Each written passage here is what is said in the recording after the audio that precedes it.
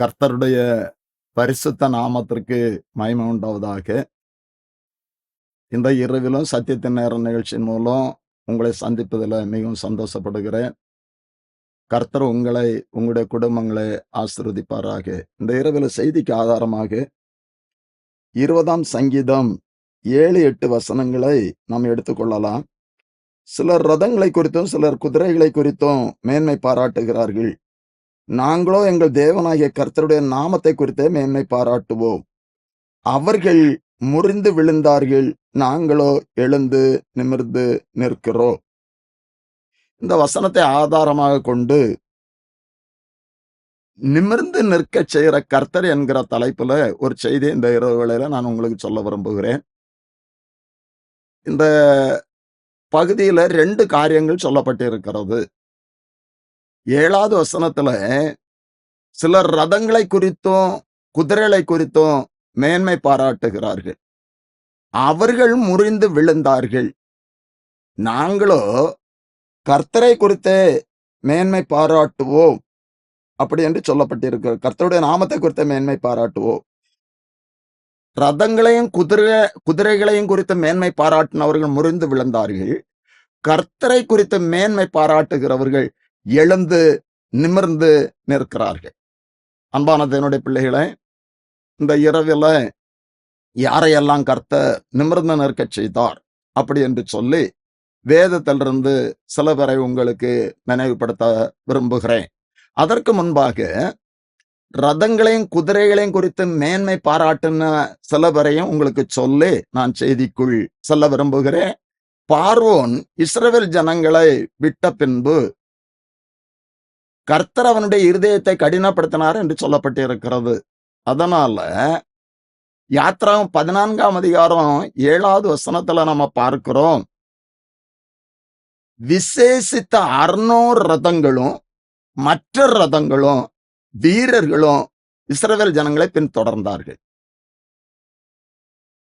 செங்கடல் முன்பாக இருக்கிறது, பின்பாக பார்வோன் சேனை. விசேஷித்த ரதங்கள் 600 என்று சொல்லி வசனம் சொல்லுகிறது, மற்ற ரதங்கள். அப்படிப்பட்டதான ஒரு சூழ்நிலையில கர்த்தர் செங்கடலை பிளந்தார். இப்பொழுது மோசேயும் இஸ்ரவேல் ஜனங்களும் கர்த்தரை குறித்த மேன்மை பாராட்டினார்கள். கர்த்தர் அவர்களுக்கு துணையாய் நின்றார். ஆனால் பார்வோன் ரதங்களையும் குதிரைகளையும் குறித்து மேன்மை பாராட்டினான். செங்கடல் அவர்களை மூடி போட்டது, அவர்கள் முறிந்து விழுந்தார்கள். நம்முடைய வாழ்க்கையில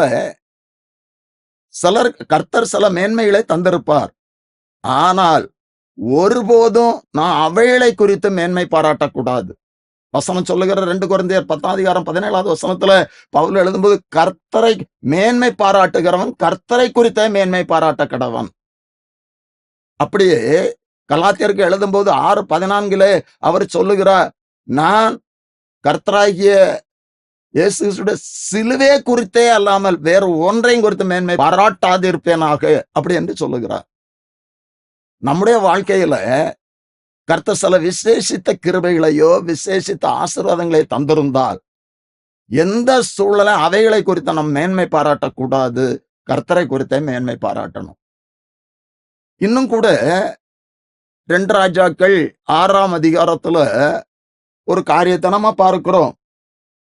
அங்கே சீரியா ராஜா எலிசாவுக்கு விரோதமாக அவனுடைய அந்த ரகசியங்களை இஸ்ரவேல் ராஜாவுக்கு சொன்ன காரணத்தினால் ஊழியர் இடத்துல இந்த தகவலை சொல்லுகிறது யார் என்று சொல்லி விசாரித்து எலிசா என்று சொல்லி அறிந்து அவன் எங்கே இருக்கிறான், அவன் இருக்கிற இடத்துல பலத்த இராணுவத்தையும் குதிரைகளையும் அவன் அனுப்பினான்.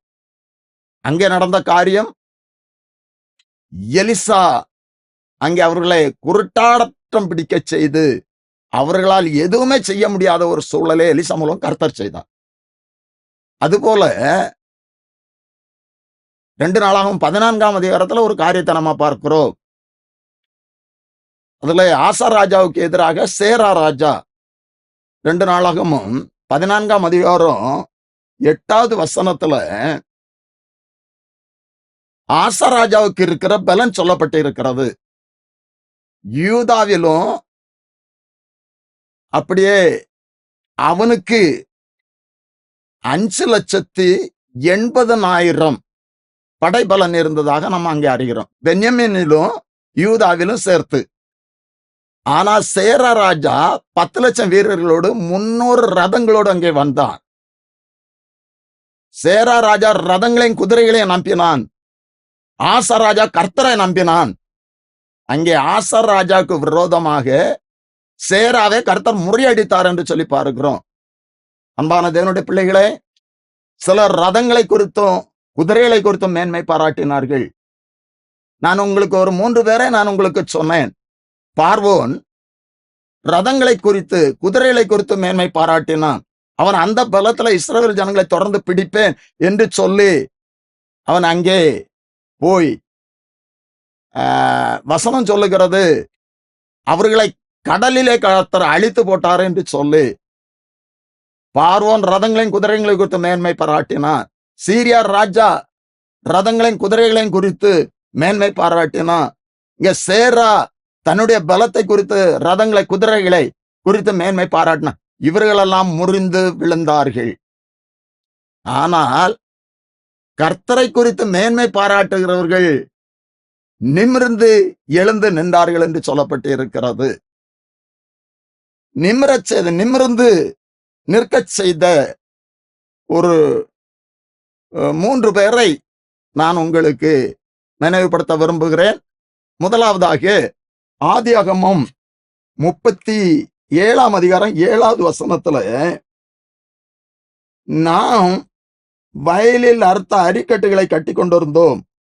அப்பொழுது என்னுடைய அரிக்கட்டு நிமிர்ந்து இருந்தது, உங்கள் அரிக்கட்டுகள் என் அரிக்கட்டை சுற்றிலும் வணங்கி நின்றது என்றான். இங்கே யோசேப்பு ஒரு சொப்பனத்தை காண்கிறான். இந்த சொப்பனத்தை தன்னுடைய சகோதரரிடத்துல சொல்லுகிறான். நாம் வயலிலே அரிக்கட்டுகளை கட்டி கொண்டிருந்தோம். என்னுடைய அரிக்கட்டு நிமிர்ந்து நின்றது, உங்களுடைய அரிக்கட்டுகள் எல்லாம் வணங்கி நின்றது என்று சொல்லி, இந்த சொப்பனத்தின் நிமித்தம், இந்த சொப்பனத்தின் மூலம் யோசேப்பினுடைய சகோதரர்கள் இன்னும் அதிகமாய் யோசேப்பை பகைத்தார்கள். ஒரு சூழ்நிலையில யோசேப்பினுடைய தகப்பன் யாக்கோபு, நீ சீகேமிலே ஆடுகளை மேய்த்து கொண்டிருக்கிற உன் சகோதரர்களை போய் விசாரித்து அவருடைய சேமத்தை அறிந்து ஆடுகளை குறித்தும் விசாரித்து வா என்று சொன்னார். நான் உன்னை அனுப்ப போகிறேன் என்று சொன்னான்.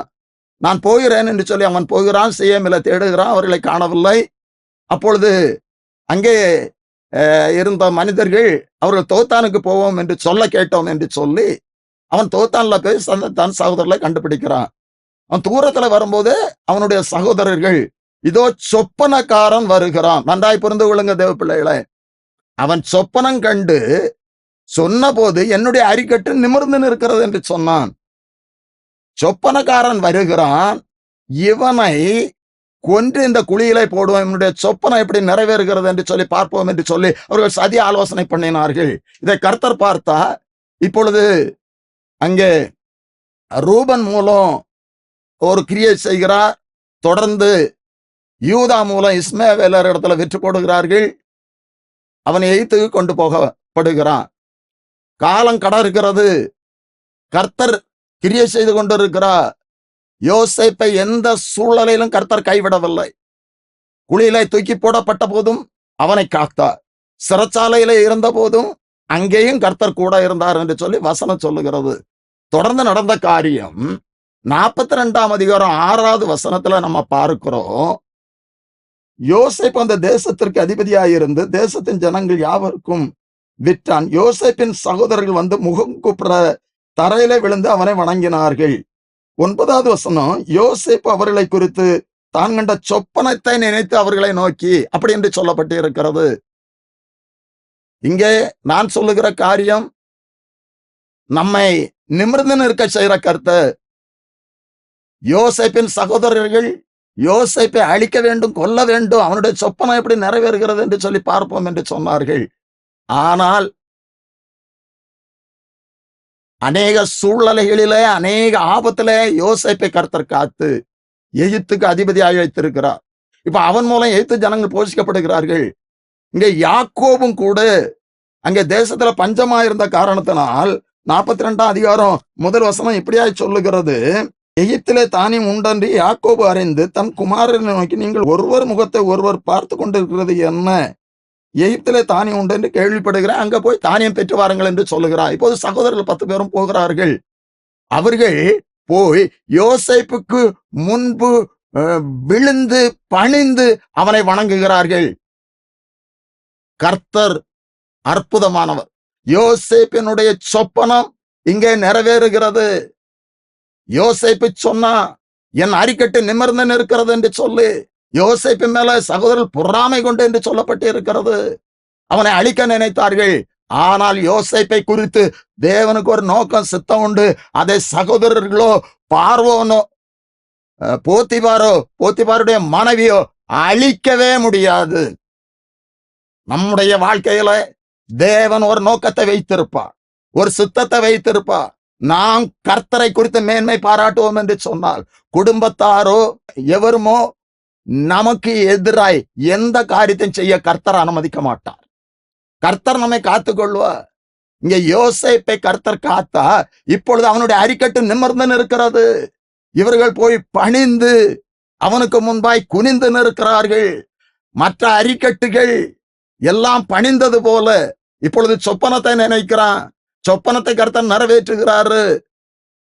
அதிசயமான கர்த்தர். இப்பொழுது யோசேப்பு சகோதரர்கள் அறியவில்லை, ஆனால் யோசேப்பு சகோதரர்களை அறிந்தான். அந்த சொப்பனத்தை நினைக்கிறான். நான் இதுல உங்களுக்கு சொல்லுகிற செய்தி, ஒருவேளை நீங்கள் இந்த நாட்களில் குடும்பத்தார் மத்தியில அற்பமாய் எண்ணப்படலாம். தலை குனிந்து நடக்க வேண்டிய சில சூழ்நிலைகளில நீங்கள் காணப்படலாம். இந்த வார்த்தையை கேட்கிற தேவ பிள்ளைகளே, யோசேப்பினுடைய அரிக்கட்டு நிமிர்ந்து நின்றது போல, யோசேப்பை ஒரு நாள் சகோதரர்களுக்கு முன்பாய் கர்த்தர் நிமிர்ந்து நிற்க செய்தது போல நம்மையும் நிற்க செய்வார். சிலர் ரதங்களை குறித்து, குதிரைகளை குறித்து மேன்மை பாராட்டுகிறார்கள். அவர் முறிந்து விழுந்தார்கள். நாங்களோ தேவனை குறித்தே மேன்மை பாராட்டும். நாம் எந்த சூழ்நிலையிலும் நம்முடைய கர்த்தரை சார்ந்து இருப்போம். நாம் கர்த்தரை குறித்து மேன்மை பாராட்டுவோம். அப்பொழுது அவர் நம்மை நிமிர்ந்து நிற்க செய்வார். அப்படியே அன்னாளை கூட நான் உங்களுக்கு நினைவுபடுத்துகிறேன். அன்னாளை குறித்து 1 சாமுவேல்ல நான் வாசிக்கும் போது, அவருடைய சக்களத்தி அன்னாளுக்கு குழந்தை இல்லாத காரணத்தினால அவளை மிகவும் விசனப்படுத்துவா என்று சொல்லப்பட்டு இருக்கிறது. ஆனால் 2ஆம் அதிகாரம் 1 வசனத்துல அன்னாள் சொல்லுகிறார், என் கொம்பு உயர்ந்திருக்கிறது என்று சொல்லி, குடும்பத்துல அவளுக்கு மிக ஒரு நிந்தனையான சூழ்நிலை காணப்பட்டாலும் கூட ஆலயத்துல போய் ஜெபித்தாள், கர்த்தர் அற்புதம் செய்தார். இப்பொழுது அன்னாள் சொல்லுகிறார், என் கொம்பு உயர்ந்திருக்கிறது, நான் நிமிர்ந்து நிற்கிறேன் என்று சொல்லி. எந்த காரியத்துல நீங்க குனிந்து போயிருக்கிறீர்களோ, குடும்பத்திலா இருக்கட்டும், இன்னும் ஊரில ஜனங்கள் மத்தியிலா இருக்கட்டும், கர்த்தர் நிச்சயமாய் இன்றைக்கு உங்களை நிமிர்ந்து நிற்க செய்வார். ஆனால் ஒன்று, நாம் அவரை, கர்த்தரை சார்ந்து இருக்கிறவர்களாய் காணப்பட வேண்டும். யோசேப்பை குறித்து அநேக காரியங்களை நாம் வேதத்துல பார்க்க முடியும் தேவ பிள்ளைகளை. ஆதியாகமம் 49ஆம் அதிகாரத்துல குமாரர்களை, பிள்ளைகளை யாக்கோபு ஆசீர்வதிக்கும் போது, யோசேப்பு கனிதரும் செடி, அவன் சகோதரர்களுக்குள் விசேஷித்தவன் அப்படி என்று சொல்லி அங்க நாம பார்க்கிறோம். அப்படிப்பட்டதான ஒரு ஆசீர்வாதத்தை யோசேப்புக்கு கர்த்தர் கட்டளையிட்டார். 2வதாக லேவியராகமம் 26ஆம் அதிகாரம் 13வது வசனம் இப்படியா சொல்லுகிறது, நீங்கள் எகிப்திற்கு அடிமைகளாய் இராதபடிக்கு நான் அவர்கள் தேசத்திலிருந்து உங்களை புறப்பட பண்ணி உங்கள் நுகத்தடிகளை முறித்து உங்களை நிமிர்ந்து நடக்க பண்ணின உங்கள் தேவனாகிய கர்த்தர். இங்க இஸ்ரவேல் ஜனங்களை குறித்து சொல்லப்பட்டு இருக்கிறது. இஸ்ரவேல் ஜனங்கள் 430 வருஷம் எகிப்து அடிமைத்தனத்துல மிகவும் வேதனைப்பட்டார்கள். அவர்கள் குனிந்து, அவர்களுடைய வாழ்க்கை கசப்பா இருந்தது. அவர்கள் பார்வோனுக்கு முன்பாக குனிந்த ஒரு சூழ்நிலையில காணப்பட்டார்கள். ஆனால் மோசேயை அனுப்பி கர்த்தர் அங்கே இஸ்ரவேல் ஜனங்களை மீட்டெடுத்தார். இஸ்ரவேல் ஜனங்கள் எகிப்தின் மூலம் அனுபவித்த அந்த நுகத்தடிகளை முறித்த இந்த வேதவசனம் அழகாய் சொல்லுகிறது, நீங்கள் எகிப்திற்கு அடிமைகளாய் இராதபடிக்கு நான் அவர்கள் தேசத்திலிருந்து உங்களை புறப்பட பண்ணி உங்கள் நுகத்தடிகளை முறித்து உங்களை நிமிர்ந்து நடக்க பண்ணின உங்கள் தேவனாகிய கர்த்தர். அந்த முந்தின வசனம் 12வது வசனம் இப்படியா சொல்லுகிறார், நான் உங்கள் நடுவிலே உலாவி உங்கள் தேவனாயிருப்பேன், நீங்கள் என் ஜனமாயிருப்பீர்கள். நம்முடைய கர்த்தர் நம்மத்திலே உலாவுகிற கர்த்தர். நான் உங்கள் நடுவே உலாவி உங்கள் தேவனாய் இருப்பேன், நீங்கள் என் ஜனமாய் இருப்பீர்கள். இங்கே இஸ்ரவேல் ஜனங்களை எகிப்து அடிமைத்தனத்திலிருந்து நுகத்தடிகளை முறித்து அவர் நிமிர்ந்து நிற்க செய்தார். நம்முடைய வாழ்க்கையிலும் கூட இப்படிப்பட்டதான சூழ்நிலைகள், உலக பிரகாரமான அநேக காரியங்கள் இன்றைக்கு நம்மை குனிந்து போக செய்யலாம். சில பேர் சொல்லுவாங்க, எனக்கு வெளியே தலை காட்ட முடியல, நான் தலை நிமிர்ந்து நடக்க முடியல, அப்படி என்று சொல்லுவார்கள். இந்த வசனத்தை கேட்டுக்கொண்டு இருக்கிற அன்பான தேவனுடைய பிள்ளைகளை, உங்களுடைய வாழ்க்கையிலும் சில காரியத்தினால நீங்கள் இன்றைக்கு நிமிர்ந்து நடக்க முடியாதபடி தலை குனிந்து போகக்கூடிய, குனிந்து நடக்கக்கூடிய ஒரு சூழ்நிலை இருக்கும் என்று சொன்னால், நான் கர்த்தருடைய நாமத்துல கர்த்தருடைய வார்த்தை சொல்லுகிறேன். அந்த இஸ்ரவேல் ஜனங்களை தலை நிமிர்ந்து நடக்க பண்ணின கர்த்தர் இன்று கர்த்தரை தேடுகிற உங்களை, தேடுகிற நம்மை இந்த உலக பிரகாரமான எந்த காரியத்திலும் குனிந்து போகாதபடி, குனிந்து போக செய்யாதபடி கர்த்தர் தலை நிமிர்ந்து நடக்க பண்ணுவார். அங்க இஸ்ரவேல் ஜனங்களை தலை நிமிர்ந்து நடக்க பண்ணினார். இன்றைக்கு நாம் இஸ்ரவேலராக தெரிந்து கொள்ளப்பட்டு இருக்கிறோம். அநேக பேர் அப்படித்தான் இன்றைக்கு உலக பிரகாரமான காரியங்கள், அநேக பேர் மற்றவர்களுக்கு முன்பாக நிற்க முடியாத ஒரு சூழ்நிலை, கடன் பிரச்சனை, இன்னும் பிள்ளைகள் மூலம் சிலவங்க சொல்லுவாங்க, என் பிள்ளையின் மூலம் என்னால தலை காட்ட முடியல அப்படி என்று சொல்லுவார்கள். ஆனால் நான் ஒன்றே உங்களுக்கு சொல்லுகிறேன், அந்த 12வது வசனத்தை நினைவுபடுத்துகிறேன். நான் உங்கள் நடுவே உலாவி உங்கள் தேவனாயிருப்பேன், நீங்கள் என் ஜனமாயிருப்பீர்கள். கர்த்தர் நம்மத்திலே உலாவுகிற ஒரு அனுபவம் உடையவர்களாய் இருக்கணும். நான் அவருடைய ஜனமாயிருக்க வேண்டும், நான் அவருடைய ஜனமாய் அவருடைய பிள்ளைகளாயிருப்போம் என்று சொன்னார். எகிப்து அடிமைத்தனத்திலிருந்து இஸ்ரவேல் ஜனங்களை மீட்டெடுத்து நுகத்தடிகளை முறித்து நிமிர்ந்து நடக்க பண்ணின கர்த்தர் நம்முடைய வாழ்க்கையிலும் அப்படிப்பட்டதான கிரியைகளை நிச்சயமாய் செய்வார். தேவ பிள்ளைகளை நிச்சயமாய் செய்வார். இன்றைக்கு இஸ்ரவேலராய் நம்மை தெரிந்து கொண்டிருக்கிறார். பயப்பட வேண்டாம். நாம் கர்த்தருடைய பிள்ளைகளாய் இருப்போம் என்று சொன்னார், நான் அவருடைய ஜனமாய் இருப்போம் என்று சொன்னால், வேதம் தெளிவாய் சொல்லுகிறது, என் ஜனம் ஒருபோதும் வெட்கப்பட்டு போவதில்லை என்று சொல்லி. நீங்கள் எந்த காரியத்துல இந்த நாட்கள்ல நான் வெட்கப்பட்டு போவேனோ என்று சொல்லி ஏங்கிக் கொண்டிருக்கலாம், வேதனைப்பட்டு கொண்டிருக்கலாம். ஒருவேளை சில காரியங்களை வெட்கப்படத்தக்கதான சூழலில் நீங்க இருக்கலாம். இந்த இரவில கர்த்தருடைய வார்த்தை நான் சொல்லுகிறேன், அவர் நம்மை நிமிர்ந்து நடக்க பண்ணுகிற கர்த்தர். என்னாகமம் 23ஆம் அதிகாரம் 24வது வசனத்துல, பாலசிங்கம் போல் நிமிர்ந்து நிற்கும் அந்த ஜனம், இஸ்ரவேல் ஜனம் பாலசிங்கம் போல் நிமிர்ந்து நிற்கும் என்று சொல்லி, இது எந்த சூழ்நிலையில சொல்லப்படுகிறது என்று சொன்னால், இங்க இஸ்ரவேல் ஜனங்கள் வந்து கொண்டிருக்கிறார்கள். பாலாக் அந்த இஸ்ரவேல் ஜனங்களை குறித்து பயந்து அவர்களை எதிர்த்து நிற்க முடியாத ஒரு சூழலை பிலேயாமை அழைத்து சபிக்க சொல்லுகிறான். ஆனா பிலேயாம் சபிக்க முயற்சித்த பொழுது கர்த்தர், அது ஆசீர்வதிக்கப்பட்ட ஜனம், நீ சபிக்க கூடாது என்று சொல்லி பிலேயாம் இடத்துல கர்த்தர் சொல்லுகிறாரு. எவ்வளவோ முயற்சித்தான் பாலாக்கு, ஆனால் பிலேயாம் இஸ்ரவேல் ஜனங்களை சபிப்பதற்கு கர்த்தர் அங்கே அனுமதி கொடுக்கவில்லை. இப்பொழுது பிலேயாம் இஸ்ரவேல் ஜனங்கள் கர்த்தரால் ஆசீர்வதிக்கப்பட்ட ஜனங்கள் என்பதை உணர்ந்து அவர்களுக்குள் ராஜாவின் ஜெய கம்பீரம் உண்டு அப்படி என்று சொல்லி கர்த்தருடைய வார்த்தையை சொன்னதை தொடர்ந்து சொல்லுகிறார். சிங்கம் போல் நிமிர்ந்து நிற்கும் இஸ்ரவேல் ஜனங்களை சிங்கம் போல் நிமிர்ந்து நிற்க செய்கிற கருத்து நம்முடைய வாழ்க்கையிலும் எப்படிப்பட்டதான சூழ்நிலைகள் காணப்பட்டாலும் அதிலிருந்து நம்மை விடுவித்து நம்மை நிமிர்ந்து நிற்க செய்கிற கர்த்த நம்முடைய கர்த்த. இஸ்ரவேல் ஜனங்களுடைய வாழ்க்கையில அநேக காரியங்களை நாம பார்க்க முடியும். தேவ பிள்ளைகளை, இஸ்ரவேல் ஜனங்கள் எந்த சூழ்நிலையிலும் அவர்கள் கர்த்தரை விட்டு பிரியாத ஒரு சூழ்நிலையில அவர் கைவிடவே இல்லை. கர்த்தரை விட்டு தூரம் போன சூழ்நிலையில கர்த்தர் அவர்களை எதிரிகளிடத்துல ஒப்பு கொடுத்தார் என்று சொல்லி பார்க்கிறோம். அதன் மூலம் நான் உங்களுக்கு சொல்லுகிற செய்தி, நான் எப்பொழுதும் கர்த்தரை சார்ந்து இருக்கணும், நான் கர்த்தரை சார்ந்து நிற்போம் என்று சொன்னார், நிச்சயமாகவே அவர் நம்மை தலையுனிந்து போக விட மாட்டார், நம்மை நிமிர்ந்து நிற்க செய்வார். முதலாவதாக சொன்னேன், யோசேப்பை நிமிர்ந்து நிற்க செய்த கர்த்தர். யோசேப்புடைய அரிக்கட்டு நிமிர்ந்து நின்றது என்று சொல்லி அவன் சொப்பனம் கண்டது போல, கர்த்தர் அந்த சொப்பனத்தை கொடுத்தது போல சகோதரர்கள் மத்தியில அவன் நிமிர்ந்து நின்றான். இரண்டாவதாக இஸ்ரவேல் ஜனங்களை நிமிர்ந்து நிற்க செய்த கர்த்தர். எகிப்து அடிமைத்தனிலிருந்து நுகத்தடியிலிருந்து இஸ்ரவேல் ஜனங்களை மீட்டெடுத்து நிமிர்ந்து நிற்க செய்தார். மூன்றாவதாக ஒரு காரியத்தை நான் உங்களுக்கு சொல்ல விரும்புகிறேன். லூக்கா 13ஆம் அதிகாரம் 13வது வசனம், அவள் மேல் தமது கையை வைத்தார், உடனே அவள் நிமிர்ந்து தேவனை மகிமைப்படுத்தினாள். இங்கே 18 வருடமாய் கூனியா இருந்த ஸ்திரியை குறித்து சொல்லப்பட்டு இருக்கிறது.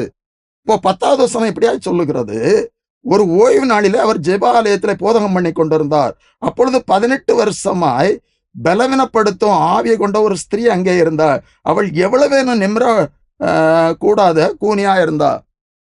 இந்த வேத பகுதியை குறித்து நாம் நன்றாக அறிந்திருக்கிறோம். 18 வருடமாய் எவ்வளவேனும் நிமிர முடியாத ஒரு கூனி. அப்படி என்று சொன்னால், மூன்றாவதாக நான் உங்களுக்கு சொல்லுகிறேன், வியாதியினால இவா பலவீனத்தின் ஆவி என்று சொல்லப்பட்டு இருக்கிறது. வியாதியினால இவ எவ்வளவேனும் நிமிர முடியாத, இப்போ சரீர பிரகாரமாய் வியாதியினால் கட்டப்பட்டு நிமிர முடியாத ஒரு சூழலில் இருக்கிறா. அநேக வியாதி நிமித்தம் மனபாரத்தினால நிமிர்ந்து நடக்க முடியாத சூழ்நிலையில இன்று காணப்படுகிறீர்கள். இந்த வார்த்தையை கேட்டுக்கொண்டு இருக்கிற தேவ பிள்ளைகளை நீங்களும் கூட இந்த நாட்களில வியாதியினால வேதனைப்பட்டு நிமிர்ந்து நடக்க முடியாதபடி காணப்படலாம். 10ஆம் வசனம் அப்படித்தான் சொல்லுகிற. ஒரு ஓய்வு நாளிலே அவர் ஜெபாலயத்திலே போதகம் பண்ணி கொண்டு இருந்தார். அந்த சூழ்நிலையில இந்த 18 வருடமாய் கூனியா இருந்த ஸ்திரீ, 18 வருடமாய் கூனியா அவள் இருந்தாலும், எவ்வளவேனும் நிமிர முடியாத ஒரு சூழ்நிலை காணப்பட்டாலும் கூட அவ தேவாலயத்துல இருந்தா. இன்றைக்கு அநேக பேர் கர்த்தரை அறிந்திருந்தும் கூட தேவ ஆலய வாஞ்சை இல்லாதவர்களாய் காணப்படுகிறார்கள். பரிசுத்த ஓய்வு நாளிலே சொந்த பேச்சை பேசாதபடி, இஷ்டமான இடங்களுக்கு கால்கள் செல்லாதபடி என்று சொல்லப்பட்டு இருக்கிறது. ஞாயிற்றுக்கிழமை கல்யாணம் இருந்தா சபையில ஆள் குறைவா இருக்குது, கல்யாண வீட்டுக்கு போயிடுறாங்க. ஞாயிற்றுக்கிழமையில அதிகமான கல்யாணங்கள் இருந்துன்னு சொன்னா அநேக பேர் ஆப்சண்ட் ஆயிடுறாங்க.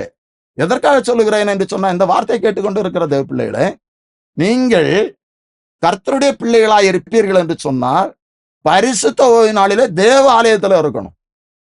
கர்த்தருடைய கண்கள் உங்களை தேடும். நீங்கள் இருக்கிற இடம் காலியா இருக்கவே கூடாது. இவள் 18 வருடமாய் கூனியா இருந்தாலும், எவ்வளவேனும் நிமிர முடியாத ஒரு சூழலை காணப்பட்டாலும் அங்க தேவாலயத்துல இருந்தாள். இப்பொழுது இயேசு கிறிஸ்து அவளை பார்த்து அவளை அழைத்து அவள் மேல் கையை வைத்தார். இப்பொழுது அவள் நிமிர்ந்தாள். நம்முடைய செய்தி நிமிர்ந்து நடக்க செய்கிற கருத்து.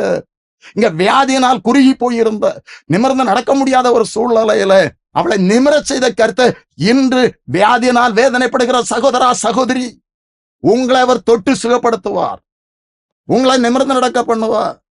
இந்த வியாதியினால அநேக பேர் வேதனைப்பட்டு கொண்டு இருக்கிறாங்க. 12வது வசனம் சொல்லுகிறது, இயேசு அவளை கண்டு தம்மிடத்தில் அழைத்து, ஸ்திரீயே, உன் பலவீனத்திலிருந்து விடுவிக்கப்பட்டாய் என்று சொல்லி அவள் மேல் தமது கையை வைத்தார்.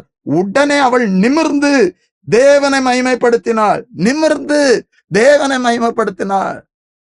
18 வருடமா அவ வானத்தை பார்த்திருக்க மாட்டான், அநேக ஜனங்களை பார்த்திருக்க முடியாது. அவ கூனி, எவ்வளவு வேணும் நிமிர முடியாத கூனி. நம்முடைய வாழ்க்கையில எந்த சூழ்நிலையிலும், அது எந்த காரணத்தினாலும் நம்ம குறிந்து போயிருந்தால், இன்று நிமிர்ந்து நடக்க செய்ய கர்த்தர் நம்மை அவ நேசிக்கிறார். நம்முடைய வாழ்க்கையில அவர் கிரியை செய்ய வல்லவர், கிரியை செய்ய போகிறார். வியாதியினால் அநேக பேர் 12 வருடமே பரிமேடுள்ள ஸ்திரியை குறித்து நான் வேதத்துல பார்க்கிறோம். லூக்கா 8ஆம் அதிகாரம் 43ஆம் வசனம் இப்படியாய் சொல்லுகிறது, அவள் தனக்கு உண்டானதையெல்லாம் விற்று வைத்தியருக்கு கொடுத்து, அப்பொழுது 12 வருடமாய் பெரும்பாடு உள்ளவளாய் இருந்து தன் ஆஸ்திகள் எல்லாம் வைத்தியருக்கு செலவழித்தும் ஒருவனாலும் சொஸ்தமாக்கப்படாதிருந்த ஒரு ஸ்திரீ. அப்படி என்று சொன்னால் 12 வருடமாய் வியாதி உள்ள ஸ்திரீ, இவளை குறித்தும் நான் நன்றாய் அறிந்திருக்கிறோம், பல செய்திகள்ல கேட்டிருக்கிறோம். தலை நிமிர்ந்து நிற்க செய்கிற கர்த்தர் என்கிற தலைப்புல நான் உங்களுக்கு செய்தியை சொல்லி கொண்டு இருக்கிறேன். இவளும் கூட 12 வருடமாய் அவள் ஒரு இடத்திற்கு போயிருக்க முடியாது. அவளுடைய வியாதி நிமித்தம் ஒரு இடத்துல நிமிர்ந்து நிற்க முடியாது. அப்படிப்பட்டதான சூழ்நிலையில ஒரு நாள் இயேசு கிறிஸ்து அறிந்து இயேசு கிறிஸ்துவை தேடி வந்தாள். அவருடைய வஸ்திரத்தை தொட்டாள். அவருடைய வல்லமை இறங்கிட்டு, இப்பொழுதே உங்களுடைய சரீரத்திலே கர்த்தருடைய வல்லமை இறங்கும் தேவ பிள்ளைகளை. வியாதியினால் வேதனைப்பட்டு அதனால் நீங்க நிமிர்ந்து நடக்க முடியாதபடி அநேக ஆண்டுகளாய் பலவீனத்தோடு இருந்து வைத்தியருக்கு செலவு பண்ணியும் உங்களுக்கு சுகம் கிடைக்காவிட்டால், கர்த்தருடைய நாமத்துல கர்த்தருடைய வார்த்தை சொல்லுகிறேன், அவருடைய வல்லமை உங்களுடைய வாழ்க்கையில வெளிப்படும். 12 வருடமாய் பெரும்பாடு உள்ள ஸ்திரீ அங்க அற்புதமான சுகத்தை பெற்றார். இன்னும் 38 வருடமாய் எழுந்து நடக்க முடியாதபடி, நிமிர்ந்து நடக்க முடியாதபடி இருந்தவனை யோவான் 5ஆம் அதிகாரம் 5வது வசனம் இப்படியா சொல்லுகிறது, 38 வருஷம் வியாதி கொண்டிருந்த ஒரு மனுஷன் அங்கே இருந்தான். 8வது வசனம், இயேசு அவனை நோக்கி, எழுந்திரு, உன் படுக்கை எடுத்துக்கொண்டு நட. நான் உங்களுக்கு சொல்லுகிற செய்தி, வியாதியினால 12 வருடம், 18 வருடம், 38 வருடம் வியாதியோடு இருந்தவர்கள், எழுந்து நிமிர்ந்து நடக்க முடியாதபடி இருந்தவர்கள், அவர்களுடைய வாழ்க்கையில இயேசு கிறிஸ்து அற்புதங்களை செய்தார், அவர்களை நிமிர்ந்து நடக்க செய்தார். அப்படிப்பட்டதான ஒரு சூழ்நிலையில நீங்கள் இருப்பீர்கள் என்று சொன்னால், இந்த இரவில நான் உங்களுக்கு சொல்லுகிறேன் தேவ பிள்ளைகளை, என்ன ஒரு காரியத்தை கூட சொல்லுகிறேன். அப்போஸ்தலர் 3ஆம் அதிகாரத்துல ஒரு காரியத்தை நம்ம பார்க்கிறோம், படிக்கிறோம். பேதுரும் யோவானும் ஜெப வேளையாகிய 9ஆம் மணி நேரத்துல ஆலயத்திற்கு போகிறார்கள். பிறவிலே சப்பானியான ஒருவனை சுமந்து கொண்டு அங்கே வைப்பது வழக்கம். அவன் வருகிற இடத்துல அவன் பிச்சை கேட்டுக் கொண்டிருந்தான். ஒரு நாள் இவர்களும் ஏதாவது தருவார்கள் என்று சொல்லி இவர்களை அவன் உற்று பார்த்தான். அப்பொழுது பேதுரு சொல்லுகிற ஒரு வார்த்தை, அப்பொழுது பேதுரு, வெள்ளியும் பொண்ணும் என்னிடத்துல இல்லை, என்னிடத்தில் உள்ளதே உனக்கு தருகிறேன், நசரேயனாகிய இயேசு கிறிஸ்துவின் நாமத்திலே நீ எழுந்து நட என்று சொல்லி வலது கையை பிடித்து தூக்கி விட்டான். 8வது வசனம், அவன் குதித்தெழுந்து நின்று நடந்து குதித்து தேவனை துதித்துக் கொண்டு அவர்களுடைய தேவாலயத்திற்குள் பிரவேசித்தான். இதுவரை நிமிர்ந்து நடக்க முடியாதபடி பிறவிலே சப்பானியா இருந்தவனை தொட்டு சீசர்கள் மூலம் அற்புதம் கொடுத்த இயேசு இன்றைக்கும் ஜீவிக்கிறார். எப்படிப்பட்ட வியாதியா இருந்தாலும் சரி, எத்தனை பேரோட வியாதியா இருந்தாலும் சரி, வியாதியினால் நிமிர்ந்து நடக்க முடியாதபடி இருக்கிற தேவ பிள்ளைகளை, இந்த இரவில மீண்டும் நான் உங்களுக்கு சொல்லுகிறேன், கர்த்தர் உங்களை தொட்டு சுகப்படுத்துவார், உங்களை நிமிர்ந்து நடக்க செய்வார். 3 காரியங்களை நான் உங்களுக்கு சொன்னேன். சிலர் ரதங்களை குறித்து, குதிரைகளை குறித்து மேன்மை, அவர்கள் முறிந்து விழுந்தார்கள். நாம் கர்த்தரை குறித்து மேன்மை பாராட்டுகிறோம். கர்த்தரை குறித்து மேன்மை பாராட்டுகிறவர்கள் எழுந்து நிமிர்ந்து நின்றார்கள் என்று சொல்லி பார்க்கிறோம். யோசேப்பு கர்த்தரை குறித்து மேன்மை பாராட்டினான். அவன் கர்த்தருக்கு பயந்தவன், அவனை எழுந்து நிமிர்ந்து நிற்க செய்தார். இஸ்ரவேல் ஜனங்கள் கர்த்தரால் தெரிந்து கொள்ளப்பட்ட ஜனங்கள், அவர்களை நிமிர்ந்து நிற்க செய்தார். இங்கே இந்த 18 வருடமாய் கூனியா இருந்த ஸ்திரீ, அவள் தேவ ஆலயத்தை வாஞ்சிக்கிறவளா, தேவனை மகிமைப்படுத்துகிறவளா இருந்தா, அவளை நிமிர்ந்து நிற்க செய்தா. அநேக வியாதியஸ்தர்களை அவர் நிமிர்ந்து நிற்க செய்தா. இந்த இரவுல நம்முடைய வாழ்க்கையில அப்படிப்பட்டதான கிரியைகளை கர்த்தர் செய்வா. நான் ஜெபிக்கலாம். எங்களை அதிகமாய் நேசிக்கின்ற எங்கள் பரிசுத்த பரலோகத்தின் பிதாவே, ஆசீர்வாதமான இந்த இரவு வேளைக்காய் உமக்கு ஸ்தோத்திரம் அப்பா. இந்த வேளையிலும் இந்த வசனத்தை கேட்ட ஒவ்வொருவருக்காக நம்முடைய சமூகத்திலே ஜெபிக்கிறேன். நீர் வசனத்தை அனுப்பி சுகப்படுத்துகிற கர்த்தரப்பா. இந்த வேளையில இந்த வசனத்தை கேட்ட ஒவ்வொருடைய வாழ்க்கையிலும் நீர் கிரியை செய்யும்படியாய் ஜெபிக்கிறோம். சிலர் ரதங்களை குறித்தும் குதிரைகளை குறித்து மேன்மை பாராட்டினார்கள், அவர்கள் முறிந்து விழுந்தார்கள். நாங்களோ எழுந்து நிமிர்ந்து நிற்கிறோம் என்று சொன்ன வார்த்தையின்படி கர்த்தாவே, இந்த நாளில அநேக பிரச்சனைகளினால் எழுந்து நிமிர்ந்து நிற்க முடியாதபடி சமுதாயத்திலே, குடும்பத்திலே குனிந்து நடக்கக்கூடிய சூழ்நிலையில காணப்படுகிறார்கள். அவர்களுக்கு இந்த இரவில விசேஷமா நான் ஜெபிக்கிறேன் அப்பா. யோசேப்பு குடும்பத்துல எழுந்து நிமிர்ந்து நின்றது போல, குடும்பத்து சகோதரர்கள் முன்னால யோசேப்பை நிமிர்ந்து நிற்க செய்தது போல, குடும்பத்துல வேதனையோடு இருக்கிற குடும்பத்தார் மத்தியில குனிந்து நடக்கக்கூடிய ஒரு சூழ்நிலையில் இருக்கிற உம்முடைய பிள்ளைகளுக்காக இந்த இரவில நான் ஜெபிக்கிறேன். இப்பொழுதே அவருடைய பிரச்சனைகளை மாற்றி நீர் தலை நிமிர்ந்து நடக்க பண்ணுங்கப்பா, தலை நிமிர செய்யுங்கப்பா. அப்படியே இஸ்ரவேல் ஜனங்கள் எகிப்திலே தலை குனிந்து இருந்தார்கள், அவர்களுடைய நுகத்தடிகளை முறித்து நீர் அவர்களை நிமிர்ந்து நடக்க செய்த கர்த்தரப்பா. அப்படியே இந்த உலக பிரகாரமான காரியங்களில ஜனங்கள் மத்தியில கர்த்தருடைய பிள்ளைகள் யாரும் குனிந்து போகாதபடி நுகத்தடிகளை முறித்து இந்த இரவில அவர்களை நிமிர்ந்து நிற்க செய்யும்படியா அப்படி செய்ய போறதற்காக நன்றி. 18 வருடமாய் கூனியா இருந்த ஸ்திரீ வியாதியினால எவ்வளவு வேணும் நிமிர முடியாத ஒரு சூழ்நிலையில இருந்த அந்த ஸ்திரியை நிறுத்து அழைத்து அவள் மேல் கையை வைத்து அற்புதம் செய்தீரே. இந்த இரவில வியாதியினால் வேதனைப்படுகிற ஒவ்வொருவருக்காக நான் ஜெபிக்கிறேன். உம்முடைய கரம் ஒவ்வொருவரையும் தொடுவதாக இப்பொழுதே உம்முடைய வல்லமை அவருடைய சரீரத்தில் இறங்கும் ஜெபிக்கிறேனப்பா. வியாதி இயேசுவின் நாமத்தில் மாறட்டும். வியாதியினால வேதனைப்படுகிற ஒவ்வொருடைய வேதனையை மாற்றுங்கப்பா. அவர்களை நிமிர்ந்து நடக்க செய்யுங்க. 12 வருடம், 18 வருடம், 38 வருடம் வியாதியா இருந்தவர்களை தொட்டு அற்புதம் செய்த கர்த்தாவே, இந்த இரவில அற்புதம் செய்யுங்கப்பா. உங்க நாமம் மகிமைப்படட்டும் அப்பா.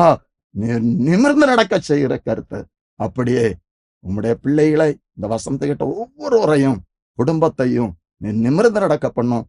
ஆசீர்வதியும். மீட்பர் இயேசு கிறிஸ்துவின் ஜெபிக்கிறோம் நல்ல பிதாவே, ஆமென்.